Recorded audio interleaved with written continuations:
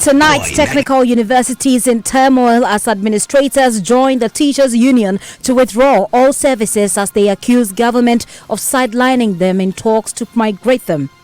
We members of TUSAC have resolved to withdraw our services with effect from Monday, 21st October 2019 until concerns that we raise are addressed.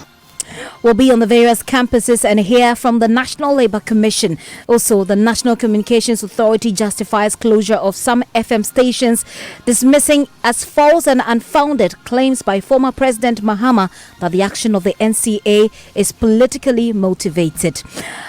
Top Story is brought to you by Bond Savings and Loans, your success, our passion. Vodafone, the future is exciting, ready. And Gassam, the nation builder, and Antarctic furniture and designed for life.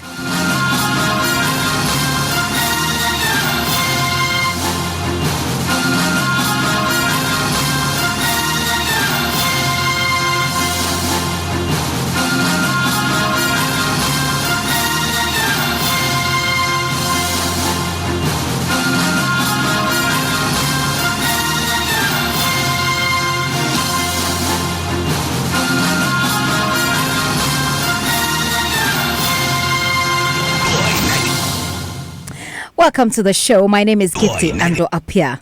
The Technical University Senior Administrators Association of Ghana has withdrawn all services, accusing government of sidelining them in talks to migrate their members onto the single spine salary structure. This was done at an emergency delegates conference today at the Cape Coast Technical University. It comes on the heels of a strike by the Technical Teachers Association of Ghana to press home its demand for better conditions of service for staff. Already, the strike is taking its toll on students. Let's take a listen to some of them at the Koforidua Technical University.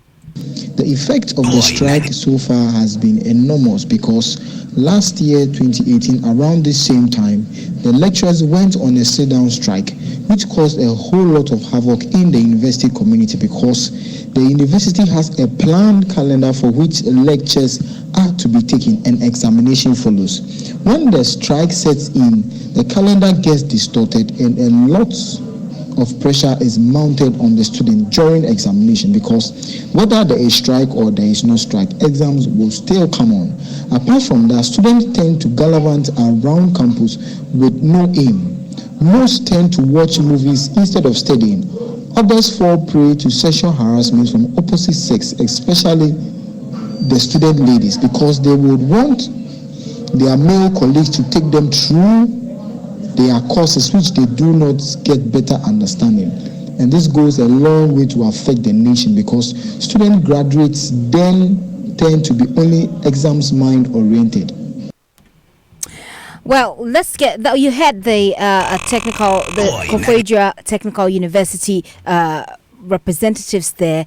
Our Central Regional Correspondent Richard Kojonyako joins us on the line with details as to what's happening at the Cape Coast Technical University. Hello, Richard.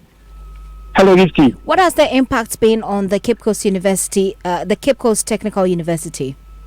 The impact has been very huge. The Cape Coast Technical University is virtually empty.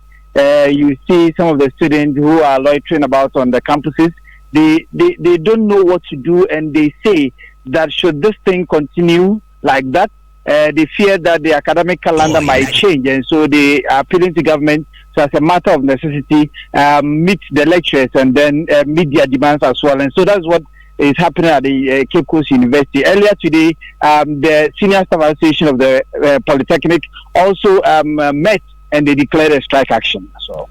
You know, usually when these strike actions are declared, sometimes you have teachers who don't mind actually carrying on some of the classes here and there. Is there a united front, you would say, among the teachers here?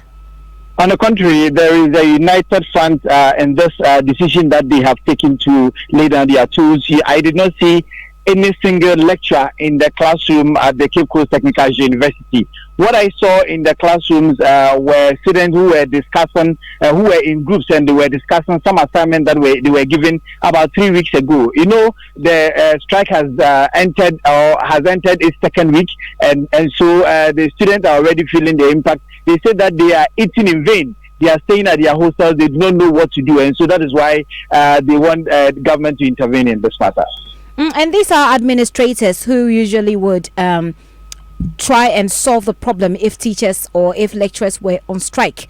Now that the administrators have joined in this, is there any other authority in the university that can some way somehow deal with the situation on the ground? Well, I'm afraid it is the entire system that has gone on its knees at the moment. It will be left with a few of the staff that will be working, and so those who are supposed to supervise the works of the students are also going on strike. So on Monday, if the full force of the strike is activated, I'm afraid there is going to be, some kind of difficulty. Already the situation is precarious, and so if the senior staff are also going on strike, then the campus might be emptier. Senior staff on strike, lecturers on strike, and the administrators on strike. Richard, thank you for that update. Before you go though, quickly, you've been talking to some of the students on the campus. Yes, I've been speaking with them, and they are united in their call that government should intervene. They specifically called on the president to ensure that the next week they wouldn't enter with the strike, and that something will be done for their lecturers to return to the classroom. So they're exactly fears of some adjustment having to be made to the academic calendar. They're not excited about that particularly. Well, that is our Central Regional Correspondent Richard Kojo Nyako there, and we'll be hearing from TUTAG shortly. But the administrators are also accusing government of deliberately delaying the full migration of the staff of technical universities in order to distort remuneration of the staff of these universities. According to them, government continues to treat technical universities as second fiddle within the public university system. Our notification is in fulfillment of Section 159 and 160 of the Labour Act 2003 Act 651, which enjoins aggrieved labour unions to give written notice to the Commission before resorting to any industrial action. We wish to inform you that as at today, Friday, 18th October 2019, the concerns we raised in our notification have not been addressed. At an emergency delegates conference held today, Friday, 18th October 2019, at the Cape Coast Technical University, we members of TUSAC have resolved to withdraw our services with effect from Monday, 21st October 2019, until concerns that we raised are addressed. For clarity of purposes, members of TUSAC belong to the senior administrative and professional class in the technical universities. Ladies and gentlemen, TUSAC is concerned about the deliberate non-involvement of our union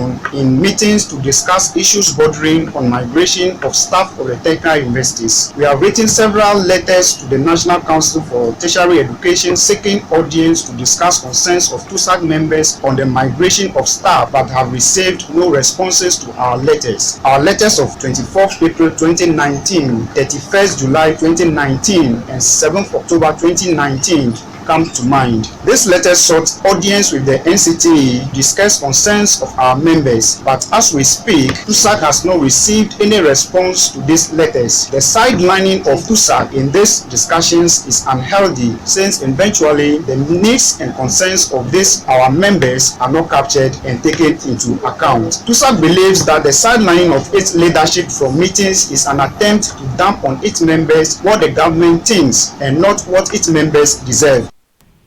So that is the president of the Technical University Senior Administrators Association, Ghana, Edem Kojo Honu. There, he joins us on the line so we can interrogate this matter a bit further. Mr. Honu, thank you for your time this evening here on Top Story. But let's go through exactly the demands you're making on government. What are the exact things you want done so that you go back to work? Thank you, Gifty, and good evening to your listeners. Our demands are very clear in our communique that was released after our Congress this afternoon.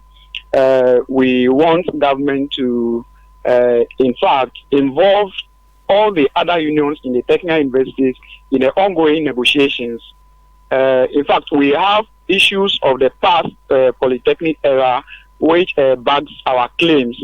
This was the kind of behavior or attitude that government puts up during the polytechnic era, and they engaged POTAC at that time, which led to POTAC being given 96% premium on when it came to the market premium, and then the administrators were done with 70%, a market premium, and it was all because they engaged just one particular union at that time.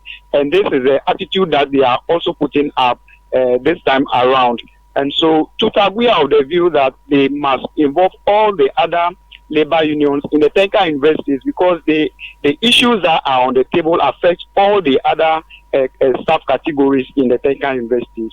And have you exhausted all the processes?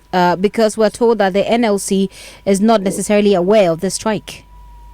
That is not true, because for about 4 nights ago we wrote to the National Labour Commission and we copied all the relevant organizations that are concerned in this matter. And so for them to say that they are not aware of this is not the actual fact.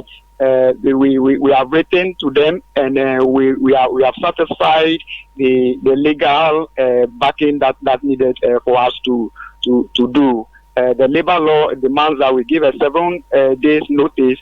We have satisfied that, and so we are very much aware. We are in line with the legal regime. And you speak about the premiums, that were allocated, etc. I'd like to take you back a bit, but before that, did an NLC give you a response to the letters that you say you wrote to them? Exactly, that is our concern, because when we write to agencies that are supposed to take decisions on issues, they neglect us. They don't write back to us. We are not informed about decisions that's ongoing, and the NCT, for instance, we've written several letters to engage them.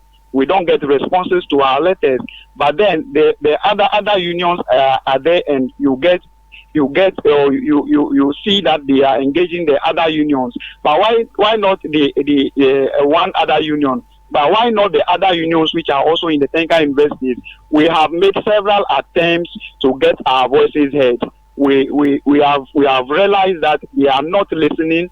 In fact, that is the attitude we are seeing, that agencies are not living up to expectations. They just want staff to lay down their tools before they start acting. And so this is what they want to hear, because we have made several efforts to get heard, and we did not given us the chance to be heard. You accused government of deliberately delaying the full migration of staff of the technical universities in order to distort remuneration of the staff there. Yes. Exactly what do you mean, and what's the basis for that accusation? In fact, you are aware that the technical universities or the polytechnics were converted to technical universities since 2016, August 2016, and one would have expected that since that time, effort would have been put in place to appropriately remunerate staff of the technical universities. But we are about 3 years into this convention era, and they are still not able to fully pay up or migrate staff for the polytechnics or the technical universities onto the university salary structure. In December 2018, the minister gave a directive after they have gone ahead to audit staff of the technical university. The minister gave a directive that all those staff who are qualified should be immediately migrated and paid. That was in December 2018. We are 11 months down the lane, and they have not done that. And all we have heard just 2 weeks ago, right. Fair Wages said that they are streamlining allowances. What is there to streamline when there are traditional universities there, and you already have allowances and other remunerations that are paid in the public universities? What is there to streamline? Very well, Mr. Honoba, you mentioned that the minister's directive said those who are qualified. So there's also the issue of qualification of people who work in these universities. So if you look at the qualification, for example, of the lecturers or the staff at the traditional universities, and you compare that to the technical universities, wouldn't you say that it will have to take some time to go through the qualification to pay or to place each person on the salary structure according to their qualification? They have duly carried out a staff audit of all the technical universities, and staff have been identified to have the requisite qualifications that are prescribed to teach or to perform their functions in the technical universities. So what is hindering them from going ahead to place us appropriately? That is our issue. And the issue also is that we are in this country. Universities have been formed. We are there. We saw universities starting from onset and then they are placed directly. We haven't heard of any audit being done to them. What is it that the technical university, after we are converted, they delayed and they went ahead to do a staff audit? Staff audit was done. People are qualified to be appropriately placed and paid, and they are still delaying. How many months? Right. That is the issues that we are talking about. We are just creating our second fiddle, and we don't want that to continue. Have you? What has been the posture of the Education Ministry to your grievances? I believe you've been in touch with them. That is the issue we've had with the agencies, the various stakeholders. We don't get any feedback from them. They just want to be listening to one particular union in the technical university. And so are you saying that you have not been able to engage, or the Education Ministry has not engaged you? We are directly under the national, whatever the case may be. We must pass through the National Council for Tertiary Education. All our issues must be addressed through that line. And we have sought several attempts to discuss our issues with our regulator, and we haven't had the chance to. They have not called us. We haven't had the chance to meet with our regulator, which we think is inappropriate. Perhaps you're making attempts as well to get through, perhaps to the Education Ministry. But finally, Mr. Kono, before you go, what would get you to rescind your decision, at least in the interim, since it's already taking a toll on the university, technical university campuses?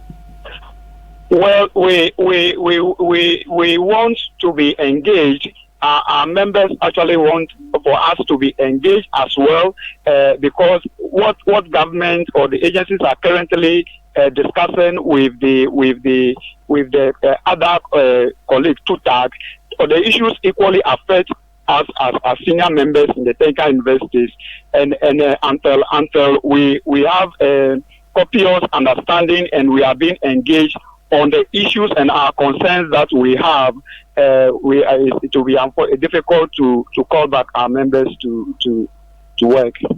Thank you very much, Mr. Edem Kojo Honu there. He is the president of the Technical University Senior Administrators Association. We're hoping also to speak to the Labour Commission, the National Labour Commission, Executive Secretary of the National Labour Commission on this issue. How do they engage the lecturers? How do they engage administrators to get back to the classroom? But we'll also hear from TUTAG. We'll be speaking to TUTAG's president of TUTAG, Dr. Solomon Kilson, as well, because their strike has already entered week 2.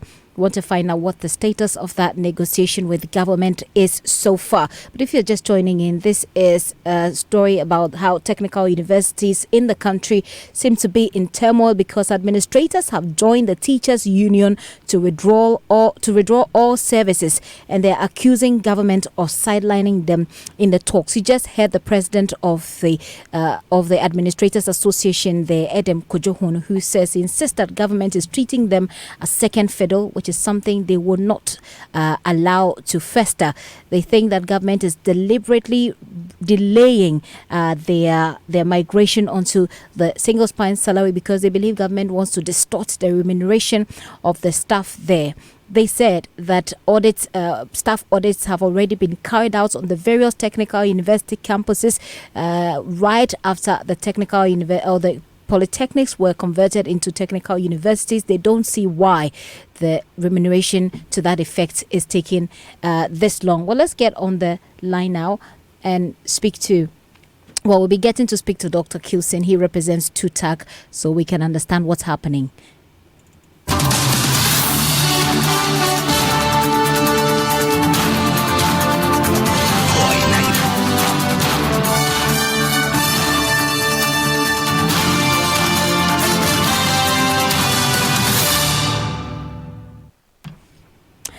We'll be getting back to that story shortly once we get to TAC on the line, and we also get the National Labour Commission to respond to these claims being made by the teachers and the administrators of technical universities who are on strike. But let me bring your attention quickly to this story, because the National Communications Authority says it acted within law in closing some FM stations in May this year. They've been dismissing claims that the exercise stifles free speech. Former President John Mahama, at a meeting with the Ghana Journalists Association, said the NCA is deliberately keeping the station closed despite the existence of a tribunal to deal with such a matter. He describes the NSC's position as politically motivated, but tonight the NCA is hitting back. It has a response. My colleague Elton Brobe joins me in studio for a chat on that response. Elton, first tell us, but before we go to Elton, let's listen to the former president on this matter. We fought to open the media space so that our people can express themselves freely. There has occurred under this government a situation where the law is deliberately used to shut down dissenting stations. And it is unfortunate. I mean, if you look at the pattern of the stations that have been closed using the law, they are all pro-NDC stations. And I think it's a very bad precedent, because I pray that it doesn't happen in future, that the shoe is reversed and some other government comes and shuts down stations that are pro-opposition. And I believe that GJA cannot but condemn this, in the highest terms. The law is just being used. I mean, the stations have appealed to the electronic tribunal. Somehow they've managed to get the judge to resign. Government has refused to appoint a new judge to adjudicate the case deliberately, just so that they can keep the stations closed. It's totally unacceptable. Former President John Mahama there speaking about the NCA's action, that is the closure of those FM stations. Elton joins me in the studio. Elton, what's the response from the NCA? So the NCA says that they've taken notice of former President John Mahama's comments, and they provided some background. According to them, in 2017, the NCA embarked on an audit of all authorized FM radio broadcasting stations in Ghana. And as a result of the audit finding, the NCA imposed fines on FM radio stations found to have been operating with expired authorization. The NCA closed down 10 of these FM stations in December 2017 for failure to respond to the notice of suspension of operations sent to them. Dissatisfied with the authority's decision, some of the defaulting FM radio stations who were fined in accordance with the due process of law filed appeal at the Electronic Communication Tribunal in November 2017. While some stations filed their appeals in their individual capacity, others filed as a group under the auspices of the Ghana Independent Broadcasters Association on November 2017. Now, the NCA again says that they undertook a similar exercise, and that resulted in the closure of 38 stations in May and June 2019 for operating without valid authorization. Once again, some stations filed new appeals at the Electronic Tribunal in June 2019. Whilst those cases were pending before the tribunal, the chairman of the tribunal submitted his resignation letter to the Public Service Commission in June 2019. In this resignation letter, he stated that his resignation was to take effect on July 1, 2019. The PSS accepted his resignation and reimposed on the tribunal panel, and as a result, new members were appointed in August 2019. The new panel could, however, not start sitting until after the legal vacation, which ended on 30th of September 2019. The new panel is chaired by Dr. Kise Jabem, and they've already started work. They started on the 8th of October 2019, and during the intervening period, some stations that had legal action before the tribunal against the NCA filed a notice of discontinuation. At this sitting, according to the statement on October 2019, the tribunal considered the notice of discontinuation and accordingly struck out the appeal as withdrawn and without liberty to reapply. Subsequent to that, one station on 10th of October 2019 also appeared before the ECT and withdrew its appeal, and same was done by the tribunal as withdrawn. Now they are saying that they are noting that during the pendency of these appeals, the NCA could not possibly consider the fresh application submitted by the same stations in accordance with the previous ruling of the ECT, precisely because the litigation they had themselves initiated was still pending. Now they have some information for those who are seeking to have their stations back on air. But just a quick one, Elton. Does the statement indicate whether the notice of discontinuation applies to all of the media, the FM stations that were closed down? They didn't mention names. According to them, some of them applied. So not all of them? Not all of them. Now, they are saying that it should be noted that whilst the possibility exists that these stations reapplying may not receive their old spectrum, so far all these stations which have reapplied in line with the EFT's decision have not had their spectrum reassigned and have been given and may not be given their old spectrum. So this is the NCA response to former President John Mahama in relation to his comment that the action they undertook was politically motivated. Well, the former president also does speak about the spectrum issue, which is one of the issues that the NCA addresses. The president speaks about the control of the NCA over media houses as well in the future. But I just want to caution the NCA, the way they are going, the way technology is going, a time will come when you don't need the NCA, you don't need a frequency.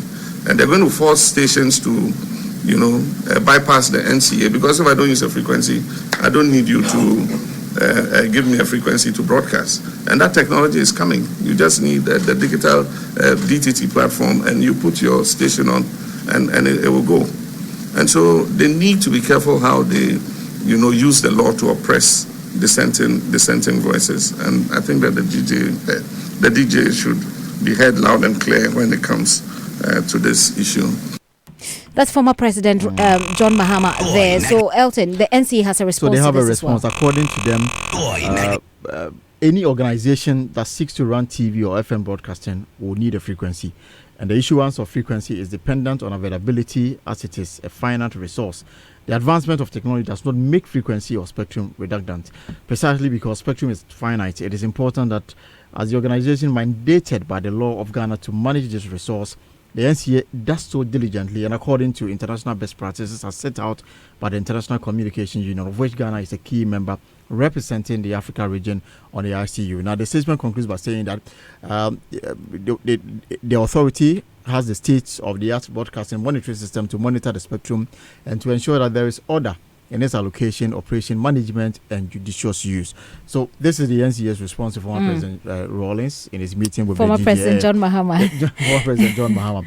And this is received by the Communications Directorate. Right. So if you heard that, this is the NCA's response to former President John Mahama on the closure of FM stations as well as the spectrum issue. As you heard, the NCA says they may not, the frequency that the radio stations ran on previously may not be reassigned to them. That's still the matter that can be interrogated further. But Top Story is brought to you by Bond Savings. I must say, by the way, that we were unable to reach back to the TUTAG and also the Labour Commission, but we'll bring you that in our subsequent bulletins also over the weekend. So keep watching the space. But Top Story is brought to you by Bond Savings and Loans. Your success, our passion. Vodafone, the future is exciting. Ready? Gasem, the nation builder, and Uncharted Furniture designed for life. My name is Gifty and Apia Evans Mensah. Connect on Ghana Connect shortly.